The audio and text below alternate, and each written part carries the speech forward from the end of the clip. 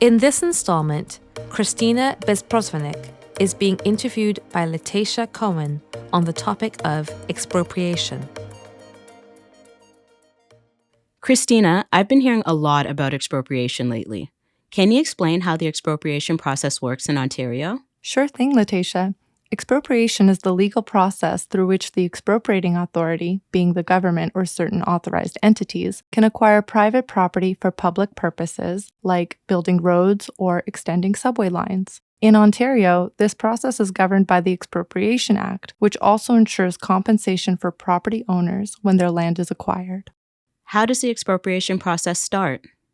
Typically, the expropriating authority will try to negotiate with the property owner, but if an agreement can't be reached, the formal expropriation process begins. First, the expropriating authority provides the owner with a notice of application for approval to expropriate. Once the owner receives this notice, they have 30 days to request a hearing of necessity. The purpose of that hearing is to determine whether taking the land is fair, sound, and reasonably necessary to achieve the government's objective. The matter is heard by an inquiry officer who prepares a report and provides a recommendation to the approval authority. What if the inquiry officer recommends against the expropriation?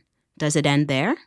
It can, yes. However, we tend to find that the recommendation often favors the expropriating authority, and then compensation becomes the focus. In fact, rather than trying to stop the expropriation from happening, oftentimes property owners just focus their efforts on obtaining full and fair compensation. What kind of compensation are we talking about? A property owner may be entitled to compensation under 4 general heads contemplated in the Expropriation Act, but the amounts vary significantly and depend on the characteristics of the property and the effect of the expropriation on the owner. What about tenants? Are they entitled to any compensation? Yes, they are. A tenant's right to compensation is evaluated according to the terms of the lease, so criteria such as length of the term and rights of renewal will be considered in the evaluation of what a tenant will lose to expropriation and determine compensation. It sounds complicated. Is there any way to avoid the formal expropriation process altogether? The way to do that is by entering into what's referred to as a Section 30 agreement. What happens is the owner agrees to transfer the property to the expropriating authority for a certain compensation, while simultaneously retaining the right to pursue a claim for compensation as if the land had been formally expropriated. This is a more efficient process, but it only works if everyone is on board. Meaning that if a property owner has a tenant, the tenant must also sign the Section 30 agreement to bypass the formal process. One last question. If there's a tenant of a property that is the subject of expropriation, can the tenant both terminate the lease and receive compensation?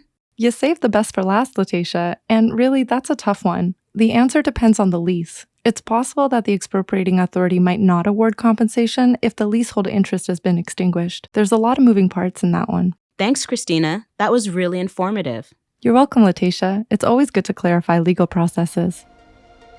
That was Kristina Bezprozvannykh in conversation with RealTea Cohen on the topic of expropriation. If you would like to learn more, contact Kristina on our website, dv-law.com. This audio recording was a general discussion and should not be relied upon as legal advice.